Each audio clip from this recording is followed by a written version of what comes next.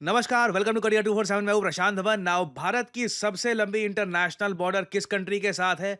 China के साथ नहीं, बांग्लादेश के साथ है।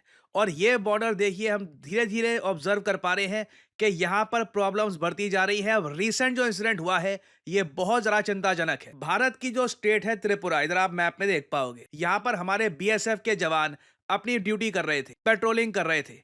अचानक से क्या होता है, 15 से 20 बांग्लादेशी स्मगलर्स इनको अटैक करते हैं। बीएसएफ ऑब्वियसली जवाबी कार्रवाई करती है। इस बीच बीएसएफ का एक जवान इंजर हो जाता है और बांग्लादेश का स्मगलर मारा जाता है। एक स्मगलर मारा जाता है, बाकी बताया जा रहा है 13 से 14 स्मगलर्स को बीएसएफ ने अरेस्ट कर लिया है। ना अब यहां पे आपका सवाल आएगा कि कितनी अजीब बात है कि बांग्लादेशी साइड से इतने सारे स्मगलर्स बीएसएफ को अटैक करते हैं। और जिस तरीके से भारत में बीएसएफ है, बांग्लादेश में भी तो कोई बॉर्डर गार्ड्स होंगे। जी हाँ, बिल्कुल। बांग्लादेश में होते हैं BGB, border guards of Bangladesh. इन लोगों का काम क्या यहाँ पर होना चाहिए था कि जो भी स्मगलर्स इंडिया की तरफ आ रहे हैं उनको रास्ते में ही ये रोके ना। इन लोगों से ये हुआ नहीं। बीएसएफ के जवानों पर बांग्लादेशी स्मगलर्स ने अटैक किया। बीएसएफ ने ऑफ कोर्स जवाबी कार्रवाई दी, बांग्लादेशी स्मगलर मारा गया। इस बात को लेकर बांग्लादेश के बॉर्डर गार्ड्स के चीफ ने ओपनली ये बोल दिया है कि अगर देखो इस तरीके से किलिंग्स बढ़ती गई तो जो इंडियन इंट्रूडर्स हैं ये भी डिफिकल्टी फेस करेंगे बॉर्डर पे। ये बेसिकली एक डायरेक्ट वार्निंग दे रहे हैं भारत को कि इंस्टेंसेस अगर बढ़ते जाते हैं तो बांग्लादेश स्ट्रिक्ट मेजर्स अपनाएगा। ये ओपन वार्निंग दी है मेजर जनरल मोहम्मद अशरफुजाम ने। अब प्रॉब्लम देखो यहाँ पर ये आती है कि बांग्लादेशी मीडिया इस इंसिडेंट को रिपोर्ट भी कैसे करता है। ये लोग ऐसे दिखाते हैं कि बांग्लादेशी आदमी ये बस बॉर्डर पे टहल रहा था और बीएसएफ ने उस पर गोलियां चला दी। इससे एक आम बांग्लादेशी के माइंड में ना एक इमेज ऐसी बन जाती है कि इंडिया अग्रेशन कर रहा है बॉर्डर पे, जबकि रियलिटी इससे काफी डिफरेंट है। यहाँ पे आप देख पाओगे article, Bangladeshi killed by BSF firing at Kasba border. ये कस्बा बॉर्डर वही इलाका है त्रिपुरा का जहां पर ये इंसिडेंट हुआ है। ये लोग क्लेम कर रहे हैं एक बांग्लादेशी आदमी अल अमीन नाम का, 32 साल का, ये बॉर्डर एरिया के आसपास घूम रहा था। यहाँ पे आप देख पाओगे उसी वक्त बीएसएफ पर्सनल ने उस पर गोलियां चला दी क्योंकि उनको लगा कि यह स्मगलर है। अल अमीन को बहुत सारी इंजरीज आई और उसके बाद बीएसएफ उसको इंडियन टेरिटरी में ले गई और कुछ घंटों में इसकी मौत हो गई। अब आप बताइए जो रियल केस है यहाँ पर, इससे कितना ज्यादा भटक कर एक अलग टाइप का ही नैरेटिव बांग्लादेशी मीडिया अपनी जनता के सामने रख देता है कि एक आदमी था, जबकि इन रियलिटी ये बात काफी सोर्सेस कंफर्म कर चुके हैं। बीएसएफ ने खुद ये स्टेटमेंट दी है कि 20 से 25 बांग्लादेशी नेशनल्स ये इंडियन टेरिटरी में इलीगली आ गए थे।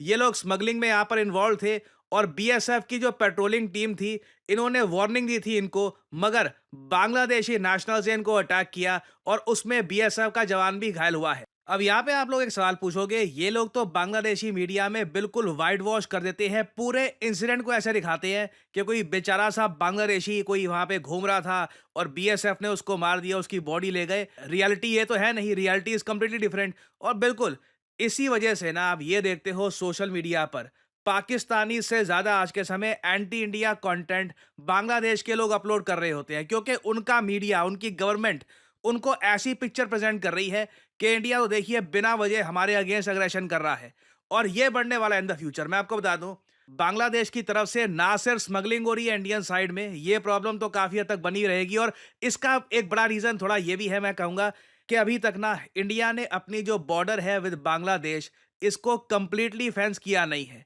इंडिया बांग्लादेश की जो बॉर्डर है ये 4096 किलोमीटर्स लंबी है। It is the longest international border India has with any country. इसमें से 800 किलोमीटर की बॉर्डर अभी भी अगर प्रॉपरली फेंस्ड है नहीं तो कहीं ना कहीं हमें खुद को भी ब्लेम करना होगा। जो बांग्लादेश में हुआ है पिछले 1-1.5 साल में, जो यहाँ पे हुआ है, वो सब देखकर एक क्लियर इंडिकेशन ये मिल गई है कि इंडिया बांग्लादेश की बॉर्डर आने वाले समय में बीएसएफ के लिए एक चुनौती बनने वाली है। तो होपफुली जो 800 किलोमीटर की भी बॉर्डर है उसको हम फेंस कर देंगे। बट उसके बियॉन्ड अगर मैं जाऊं ना, तो ना सिर्फ बांग्लादेशी मीडिया, अब इनकी टेक्स्ट बुक्स में भी आपको दिखेगा धीरे धीरे कि ये लोग इंडिया की जो भी पार्टिसिपेशन थी, इंडिया का जो भी रोल था बांग्लादेश को बनाने में एज ए कंट्री, इसको भी रिमूव कर देंगे। एक तरफ इनका मीडिया दिखा रहा होगा कि इंडिया अग्रेशन कर रहा है, दूसरी तरफ इनकी हिस्ट्री बुक्स में जो एक जेन्युइन फैक्ट बेस्ड नॉलेज थी इसको हटा दिया जाएगा। यहां पे आप देख पाओगे आर्टिकल, बांग्लादेश ने अपनी जो टेक्स्ट बुक्स है इसमें मेजर चेंज कर दिया है। इंडिया का जो रोल था 1971 वॉर में, इसको डाउन प्ले कर दिया गया है। मुजीबुर रहमान की फोटोज ये भी हटा दी गई है। अब पता नहीं है जो नई कहानी बनाएंगे कि बांग्लादेश को आज़ादी फिर कैसे मिली। इंडिया का रोल तो आपने हटा दिया, ठीक है, और साथ में मुजीबुर रहमान की फोटोज भी हटा दी। तो अब कोई नई कहानी ये वहां पे बना रहे हैं अपनी टेक्स्ट बुक्स में कि रैंडमली कुछ ग्रुप्स खड़े हो गए और अचानक से पाकिस्तान का मूड आया कि हाँ ठीक है, हम खुद ही छोड़ देते हैं बांग्लादेश को। जिससे फ्यूचर में क्या होगा, आज से 10-15 साल बाद कोई बांग्लादेशी युवक से आप बात करोगे ना, तो ऐसी टेक्स्ट बुक्स पढ़ के वो आपकी बात ही नहीं मानेगा कि इंडिया ने 1971 वॉर में पाकिस्तान से लड़कर बांग्लादेश को इंटरनेशनल स्टेज पर एक एज ए कंट्री रिकॉग्निशन दिलवाई थी। और सबसे ज़्यादा फनी बात पता है क्या, अगेन यहाँ पर मैं हाईलाइट ये करने की कोशिश कर रहा हूँ कि बांग्लादेश का मीडिया, इनकी सरकार अपनी जनता को क्या परोस रही है। क्योंकि आपके माइंड में काफ़ी सवाल आता होगा, बांग्लादेशीज इतने ज़्यादा एंटी इंडिया क्यों हो गए। विक्रांत गुप्ता जिस तरीके से पाकिस्तान में घूम रहा है, अगर मान लीजिए कहीं बांग्लादेश में घूम रहा होता, क्या सेम एक्सपीरियंस होता? वेल, यहाँ पे एक बहुत ही इंटरेस्टिंग बात नोट करने वाली ये है, बांग्लादेश ने ना अपनी जो टेक्स्ट बुक्स है वहां पर एक बड़ा बदलाव ये भी किया है कि एक्चुअली इंटरनेशनल स्टेज पर बांग्लादेश को रिकॉग्नाइज करने वाला पहला देश इंडिया नहीं था, वो कंट्री तो एक्चुअली भूटान था। जबकि ये एक इंटरनेशनली नोन फैक्ट है, ना सिर्फ इंडियन आर्मी ने पाकिस्तानी आर्मी को बांग्लादेश में हराया, उस आर्मी को सरेंडर करने पर मजबूर कर दिया, उसके बाद भारत ने इंटरनेशनली बांग्लादेश को रिकॉग्नाइज किया एज ए कंट्री और बाकी कंट्रीज को भी कहा कि आप प्लीज बांग्लादेश को एक्सेप्ट करिए as a newly independent country. तो उस रोल में भी as a first country to recognise Bangladesh, वहां पर इंडिया को हटा दिया गया है। इंडिया की जगह डाल दिया यहाँ पर भूटान। अब ये यहाँ पे ऑब्वियसली कभी लिखेंगे नहीं ये लोग कि भूटान की फॉरेन पॉलिसी में इंडिया भूटान की कितनी हेल्प करता है। उसके अलावा एक तरफ तो देखिए, बांग्लादेश में इनके पॉलिटिशियंस काफी बार कहते हैं कि शेख हसीना देखिए इंडिया की तरफ से स्टेटमेंट दे रही है, शेख हसीना को वापस भेजना चाहिए बांग्लादेश में। दूसरी तरफ शेख हसीना को बांग्लादेश की टेक्स्ट बुक से कंप्लीटली रिमूव कर दिया गया है। एक प्राइम मिनिस्टर का पूरा कार्यकाल, जो फोटोज, नाम, सब कुछ रिमूव कर दिया गया है। और अब देखो, इसको रिवर्स करना बड़ा मुश्किल होगा।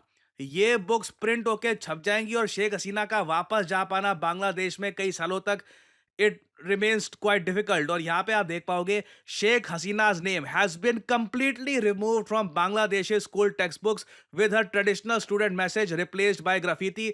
सब कुछ ये वाइट वॉश कर रहे हैं अपने देश में। और अभी तो देखिए, एक न्यूज़ ये भी आनी बाकी है फ्यूचर में, इसके बारे में मैं ऑब्वियसली वीडियोस बनाऊंगा जब ये न्यूज़ और कंफर्म हो जाएगी। बांग्लादेश और पाकिस्तान की मिलिट्री भी आपस में अपनी कोऑपरेशन बढ़ाने वाली है। पॉसिबिलिटी है कि बांग्लादेश मिलिट्री इक्विपमेंट बड़े स्केल पर, ह्यूमंगस स्केल पर प्रोक्योर करेगा चाइना से, पाकिस्तान से। So again this is a huge challenge for India. और अनफॉर्चुनेटली बोलना पड़ेगा, अभी के लिए ना इसको काउंटर करने के लिए हम कुछ कर नहीं सकते। क्योंकि अगर बीएसएफ ना बहुत ज्यादा रिस्ट्रेंट भी दिखाए, बांग्लादेशी मीडिया अपने लोगों के सामने ऐसी पिक्चर प्रेजेंट कर देगा कि वो लोग मानेंगे कि हम लोगों ने बहुत ज्यादा कुछ अग्रेशन कर दिया। सो ये अनफॉर्चुनेट केस है और इससे रिलेटेड ऑब्वियसली अभी बहुत सी डेवलपमेंट सामने आएंगी। मैं अपडेटेड वीडियोस आपके लिए लाता रहूंगा। और फाइनली यहाँ पे आप लोगों से मैं क्वेश्चन पूछूंगा, वो कौन सी भारतीय एजेंसी है जिसने सूर्य पे काम करना स्टार्ट कर दिया है? सूर्य, नेक्स्ट जेन सूर्य। ये है यहाँ पे आपकी ऑप्शंस, डीआरडीओ, इसरो, एचएएल या फिर बीआरओ। कमेंट सेक्शन में करिए उत्तर। जो लोग देंगे सही आंसर उनकी कमेंट को मैं दे दूंगा हार्ट, ताकि बाकी लोग समझ पाएं कि सही उत्तर क्या है। नाउ देखिए, अगर हम बात करें न्यू एज जॉब्स की, तो आपने एक बात नोट करी होगी, चाहे आप naukri.com पे चले जाइए, कहीं भी चले जाइए, आपको एक चीज दिखेगी कि कॉन्स्टेंटली लोग, बैंक्स, वेरियस ऑर्गेनाइजेशंस, सब लोगों को डेटा एनालिस्ट चाहिए। तो आप अगर ग्रेजुएशन कर चुके हैं, समझ नहीं आ रहा आप करियर में आगे क्या करूं, क्या मैं करूं जिससे मेरी पहली जॉब लग जाए, वर्क एक्सपीरियंस मुझको यहां पर मिले and I can finally kick start my career, data analytics can be a great option for you. आपको करना सिंपली क्या है, कमेंट सेक्शन में जाइए, यहाँ पे आपको लिंक मिल जाएगा, इस लिंक पर करिए क्लिक।